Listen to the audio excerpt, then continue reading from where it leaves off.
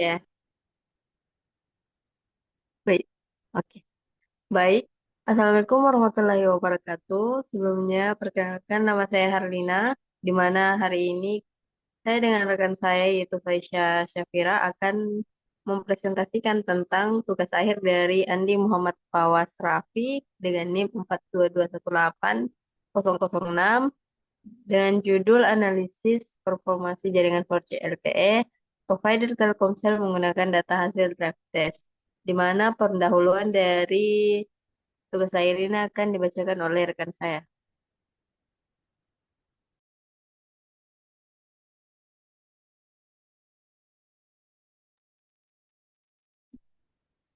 Baik, terima kasih sebelumnya atas kesempatan yang telah diberikan kepada saya. Adapun pendahuluan dari tugas akhir ini yaitu dengan berkembangnya teknologi telekomunikasi dimulai dari 1G atau first generation, 2G yaitu second generation, 3G yaitu third generation, dan fourth generation. Dan sekarang kita sudah memasuki 5G, fifth generation. Namun saat ini warga Indonesia umumnya masih menggunakan 4G yaitu long term evolution dengan pelayanannya yang mudah dan cepat. 4G LTE telah memberikan banyak manfaat untuk semua pengguna layanan jaringan seluler di Indonesia, khususnya dengan kecepatan download sebesar 100 Mbps dan upload sebesar 50 Mbps. Lalu untuk rumusan masalah dari tugas akhir ini yaitu yang pertama yaitu bagaimana perbandingan parameter standar KPI Telkomsel dengan nilai parameter pada hasil drive test.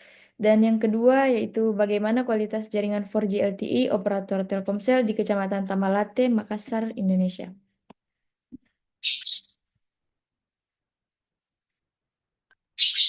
Nah, selanjutnya yaitu ruang lingkup penelitian ini yaitu terbagi atas dua, yaitu pertama penelitian ini menggunakan software Nemo Analyze dalam menganalisis data hasil drive test, sedangkan untuk parameter yang akan dianalisis yaitu LSRP, SNR, throughput, dan PCI.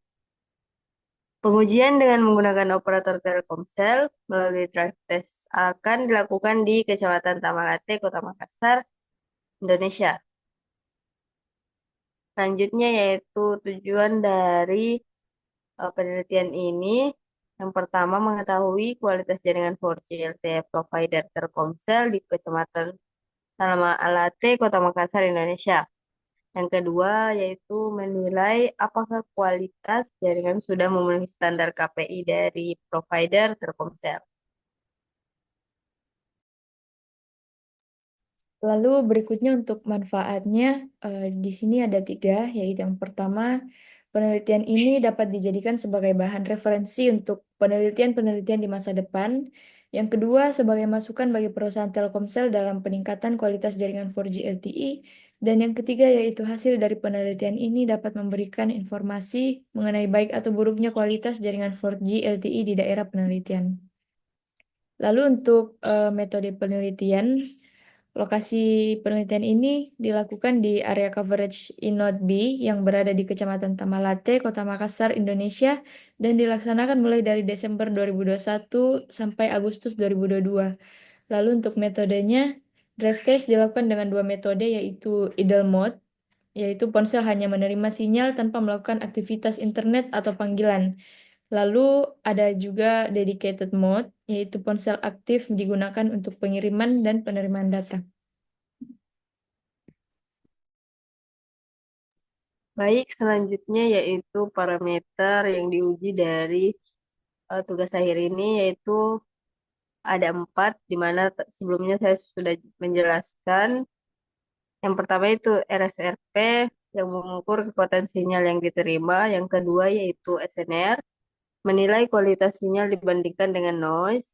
Yang ketiga yaitu throughput yang mengukur kecepatan transfer data. Dan PCI yang mengidentifikasi sel jaringan yang aktif. Nah, peralatan yang digunakan yaitu terdapat dua software.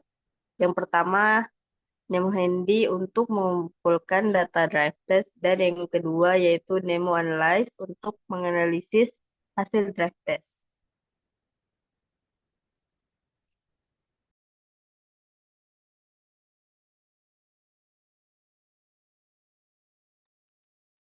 Lalu hasil yang didapatkan dari hasil drive test ini yaitu yang pertama analisa rute dan PCI site.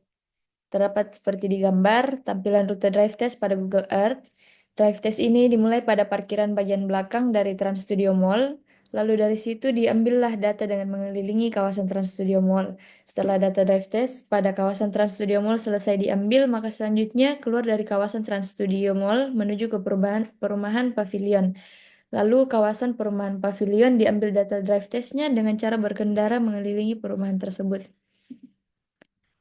Dapat dilihat pada di gambar tampilan PCI pada site drive test. Gambar ini menjelaskan bahwa site UPD 183 memiliki 3 PCI, yaitu nomor 123 pada sektor 1 dengan keterangan warna merah, nomor 124 pada sektor 2 dengan keterangan warna kuning, dan nomor 125 pada sektor 3 dengan keterangan warna hijau.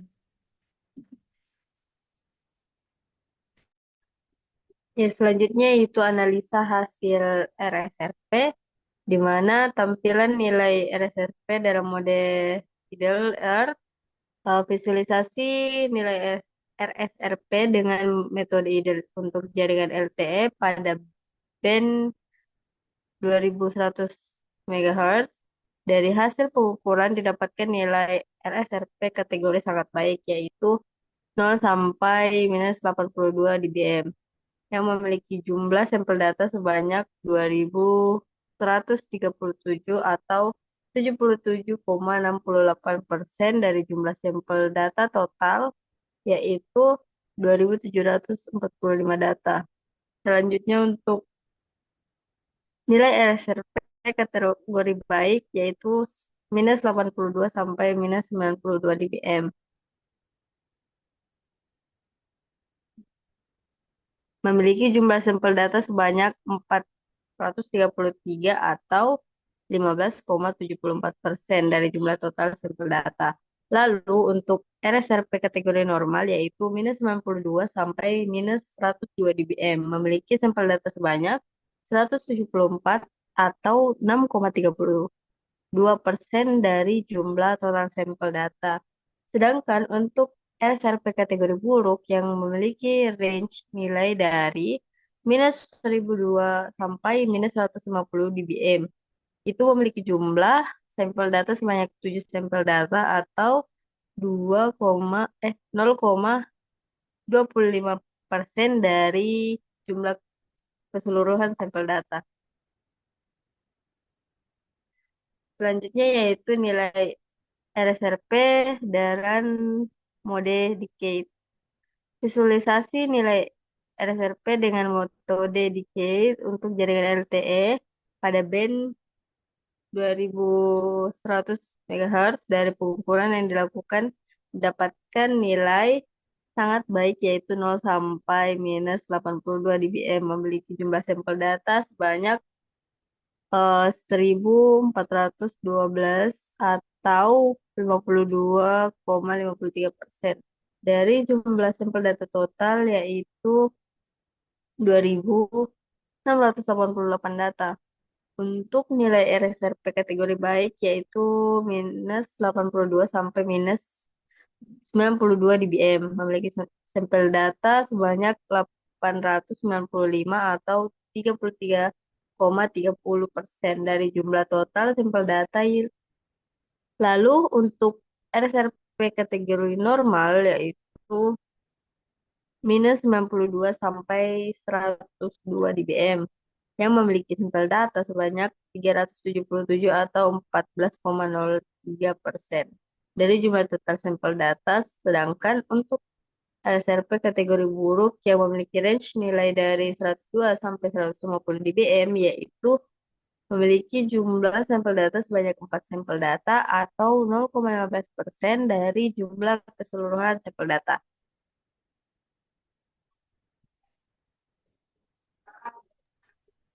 Berikut eh, tabel perbandingan sampel data dari RSRP mode IDLE dan RSRP mode decade. Next.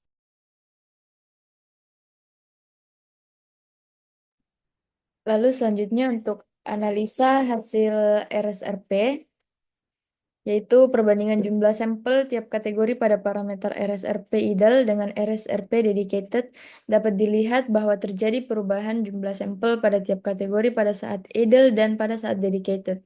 Ini disebabkan karena pada saat idle, user equipment tidak sedang melakukan sesuatu seperti mengirim data ke internet atau melakukan call. Sedangkan pada saat dedicated, user equipment melakukan pengiriman data, call, dan juga sudah pasti menerima data. Ini menyebabkan jumlah sampel pada kategori sangat baik itu menurun. Sedangkan untuk kategori baik dan normal, jumlah sampel untuk RSRP dedicated meningkat hampir 2 kali lipat dibandingkan RSRP idle.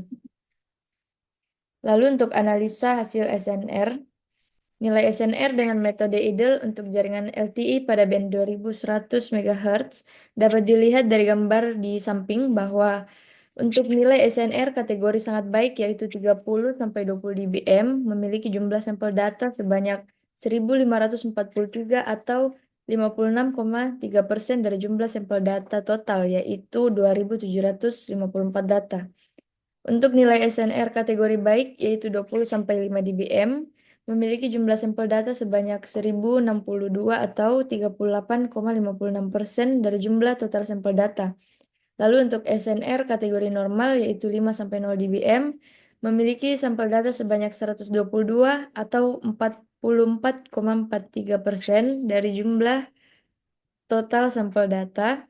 Sedangkan untuk SNR kategori buruk yang memiliki range nilai dari 0 sampai min 20 dBm itu memiliki jumlah sampel data sebanyak 27 sampel data atau 0,98% dari jumlah keseluruhan sampel data.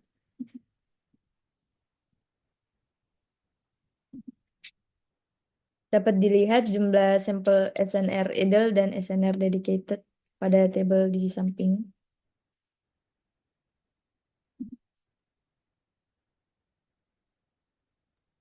Selanjutnya yaitu perbandingan jumlah sampel tiap kategori pada parameter SNR idle dengan SNR dedicated.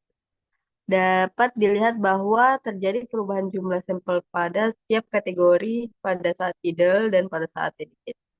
Ini disebabkan karena pada saat idle, user equipment tidak sedang melakukan sesuatu seperti mengirim data ke internet atau melakukan call. Sedangkan pada dedicated, user equipment melakukan pengiriman data call dan juga sudah pasti menerima data. Ini menyebabkan jumlah sampel pada kategori baik itu menurun. 27, 100,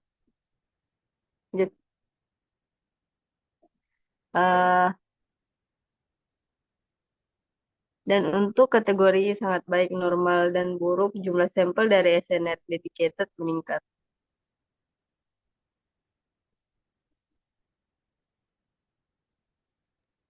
Lalu, Selanjutnya,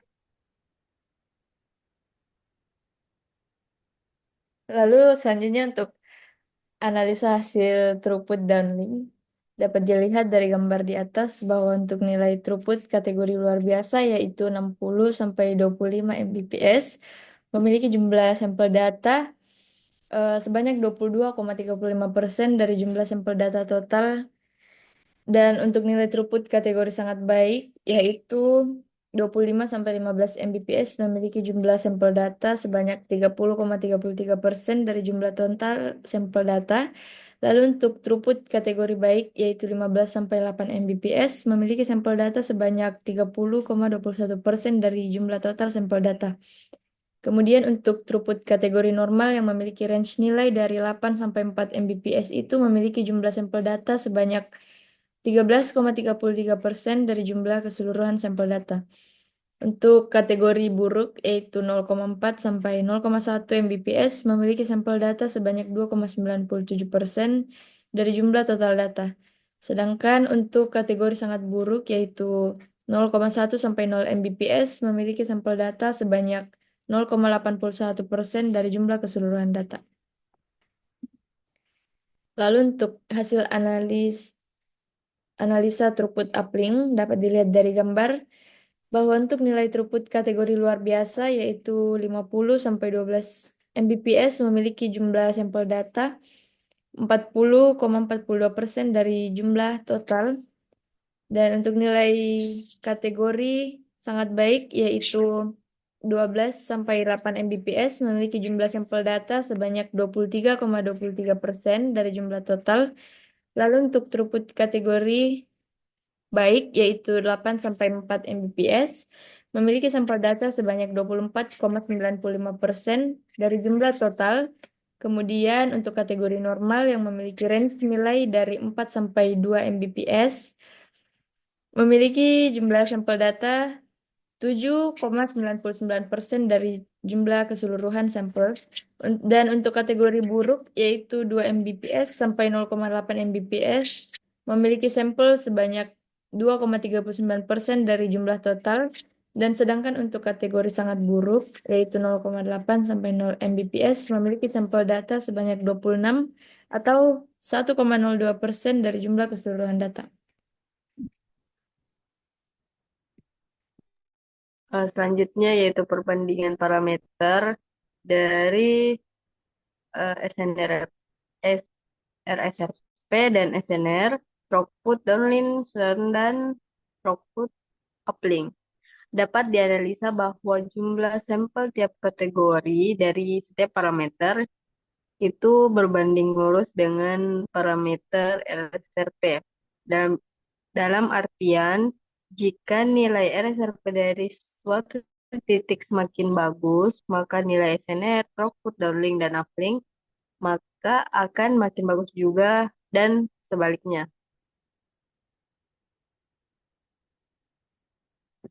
Berikut adalah ketiga analisa dari speed test. Setelah serangkaian drive test selesai dilakukan, pengambilan nilai throughput, downlink, dan uplink dengan cara stationary atau tidak bergerak pada titik tertentu di sektor 1, 2, dan 3 dilakukan dengan menggunakan aplikasi speed test dan aplikasi Track, Ginet Track Pro untuk menyimpan informasi titik koordinat dan jai.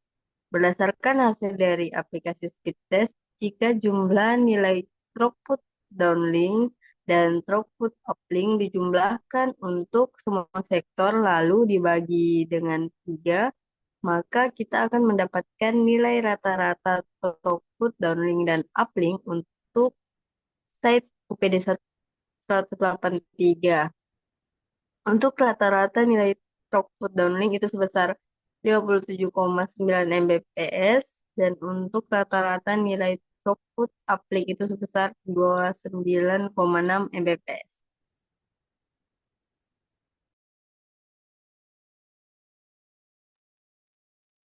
Lalu hasil prediksi coverage area menggunakan atol. Hasil simulasi tersebut divisualisasikan dengan warna yang berbeda untuk menyatakan nilai signal level yang ada pada daerah tersebut. Yang pertama itu signal level dengan nilai min 60 sampai dengan min 70 memiliki cakupan area sebesar 0,09 km persegi. Lalu yang kedua signal level dengan nilai min 70 sampai dengan min 75 memiliki cakupan area sebesar 0,158 km persegi. Lalu yang ketiga, signal level dengan nilai min 75 sampai dengan min 80 memiliki cakupan area sebesar 0,318 km persegi. Yang keempat, signal level dengan nilai min 80 sampai dengan min 85 memiliki cakupan area sebesar 0,535 km persegi.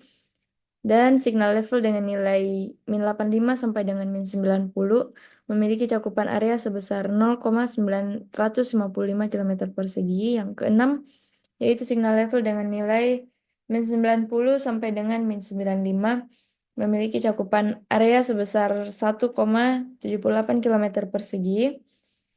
Dan signal level dengan nilai 95%, 95 sampai dengan min 100 memiliki cakupan area sebesar 3,31 km persegi. Dan yang terakhir, yaitu signal level dengan nilai min 100 sampai dengan min 105 memiliki cakupan area sebesar 6.098 km persegi. Dapat dilihat seperti gambar di sini. Lalu untuk tindakan optimasi hanya perlu dilakukan ketika target dari nilai-nilai parameter KPI suatu jaringan itu tidak terpenuhi atau tidak lolos pengujian. Pada kasus drive test site UPD 183, semua target nilai-nilai dari parameter yang diuji tercapai. Dan maka dari itu tindakan optimasi seperti yang disebutkan sebelumnya itu tidak diperlukan untuk saat ini.